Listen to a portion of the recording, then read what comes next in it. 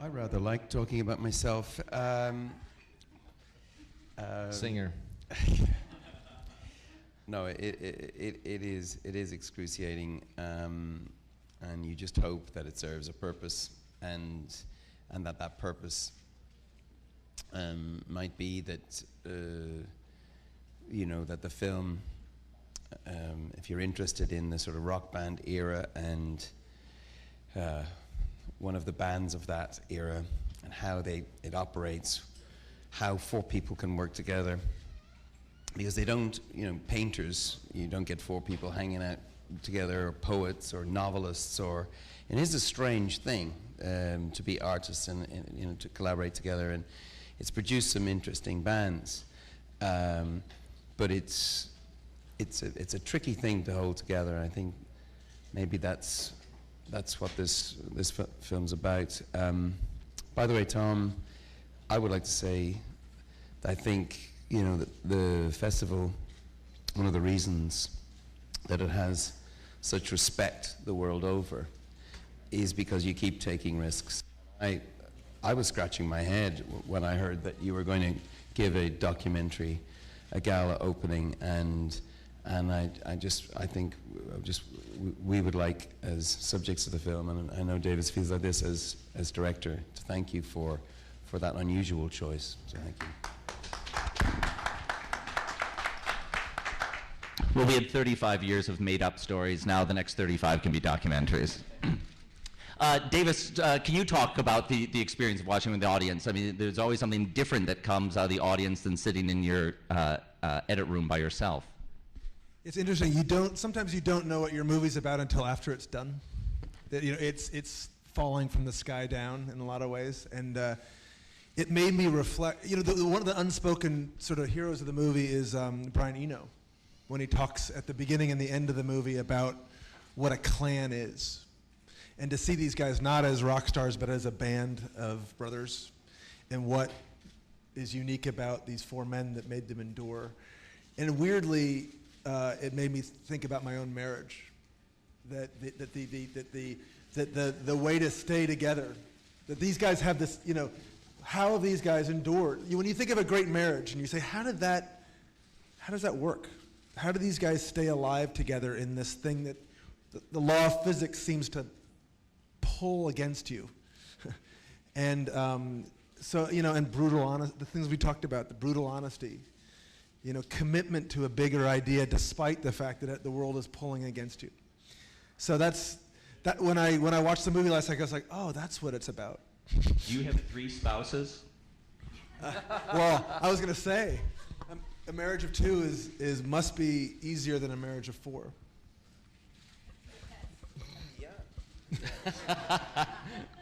That's why you're registered in Utah. Look, it's also a particularly male problem.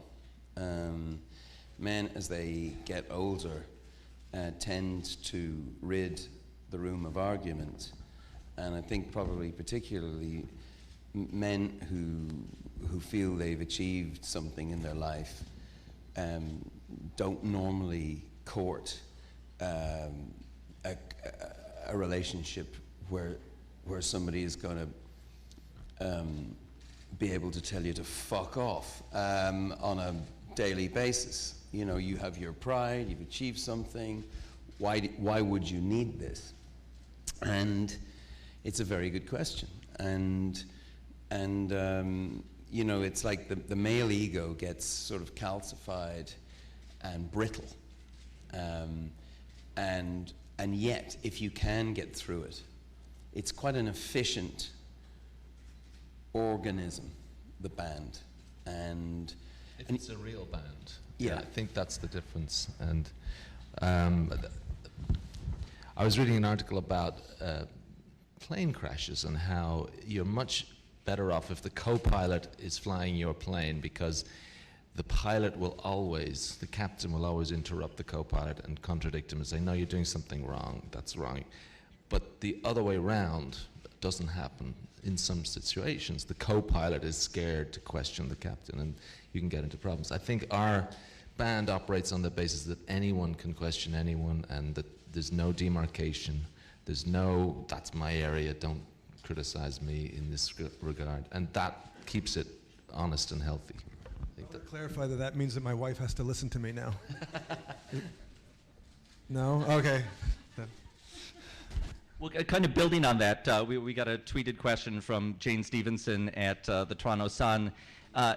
She said, you don't like looking back, but what did the process of making the film show you in terms of your creative process? I think taking risks for us always seems to become a fruitful thing, and that's the way we operate generally anyway, but it was never more evident than on this particular project that playing it safe is the scariest thing that we could ever consider, and the riskier it seems, the better in terms of the results for us.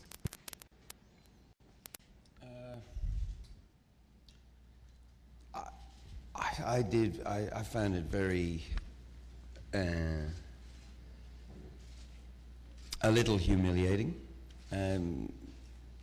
to realize that we were so inept, and these days we're a better band. We've learned our craft, and therein lies a huge danger, which is there's a giant chasm between the very good and the great. And you two right now has a danger of surrendering to the very good. In those times, 20 years ago, and indeed before that, we were crap and great. There wasn't much very good. And I think that I was just reminded of how crap we were watching the film, and I just found it really awful. And yet, it was a self-imposed crapness. Like we were trying to make music that we didn't understand. And the band seems to do its best work when it's in that environment. And when it gets comfortable, it's not as interesting. And so there may be some more crap coming up as you try to, you know. Who are some of the other musicians and bands that you look to as people who have had careers of longevity and reinvention and meaningfulness throughout their career? I just would have loved to have seen The Clash now. Some bands, their kind of modus is wrapped up in adolescence and it's youthful music, but The Clash, you know, they were interested in blue beat and ska and jazz and rockabilly and all kind of punk rock, lots of things. And I just would have loved to have seen Joe Strummer and that whole original lineup, Mick Jones, Paul Simon, Terry on the drums. Or I think about the Beatles like that, you know, I think that would have been just remarkable. And the Beatles, of course, are the blueprint for any band. And not just musically, but there's a thing about this film, which is why we went to Berlin, because we were sort of interested in what you might call the zeitgeist. We always are. It's a German word, but it's we all understand what it means, and it's the forces that shape the world are, you know, they can be from all sides: cultural, political, spiritual, tech, science, and we always tend to want to be where it's at. We're curious in all these things. It's not just going to be cultural, and the Beatles were like that. So you have them going to India to, you know, to study with the Maharishi and look in that. They formed Apple Records. They got into commerce. They were experimenting in lots of different directions. And I know that that's trying sometimes for our audience and for some people when they see us go off-piste, so to speak. And but I think that's part of what we do, and I think bands with longevity are the ones that have that sort of curiosity in the world. I think of Miles Davis because not only did he go through so many different phases and altered the course of jazz and music, but we met John McLaughlin recently for the first time, and of course we were asking him for any stories of working with Miles, and he hinted that Miles would sometimes be in the studio without necessarily really knowing what he was going to try and do, which was kind of reassuring for us because clearly, having watched this film, you notice we do that too. And I think why he would do that, and certainly why we do it, is to get yourself out of the comfort zone.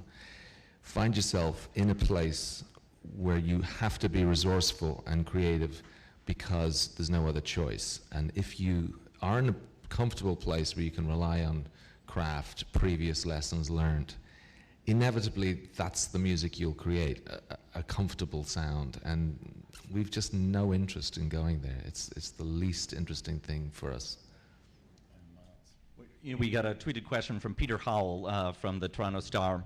He wanted to know if there is one movie and one album that you'd recommend to new filmmakers and musicians to hear. And music? An album and a film. I think Torches by Foster the People is a very interesting new album. Very 21st century pop, but it's beautifully made and thrilling in a way. Yeah, I should say he wasn't specifying a new album. He was talking about for new up and coming filmmakers and musicians. So a classic. Okay. Well, still Torches. It's pretty great. See, we're always interested in the new thing, in some ways, because as a guitar player, particularly, it's always it seems to me the guy who's just picked it up for the first time is learning the instrument that might stumble upon some new angle. And I'm always fascinated to see where it's about to go. It's a great album, and it's great because it's a sort of act of defiance in very tough times for a lot of people. Canada is having a good run for the moment, but back home in Ireland and in the UK and south of the border, there's tough times. So seeing those melodies that are that brightly colored, that have joy as opposed to happiness, that's great. For me, a seminal album for us would have been Patti Smith's Horses. And if you're talking about brutal honesty, that opening line, Jesus died for somebody else's sins but not mine. When I was 16, I was like, I do not know what this woman is on about, but I better find out. And just that sort of sprawling quest of hers, her as a pilgrim is something that I have found great. I would always recommend. What about films? It Might Get Louder, as it's a documentary Davis has made on folk music. You got to do that. It Might Get Louder. Sorry. The sequel. I have a Twitter one. May I try a Twitter one? From Tara Pratt. Who enjoyed dressing in drag the most? Bono. Well, what's interesting is Larry, who really didn't like the idea, looked like he's in some skin flick. Edge took to it with a perfectionist's eye and ended up I just freaked myself out because I looked so much like my sister. Yeah. I was like shocked. Adam looked like the Queen of England, and I looked like Barbara Bush.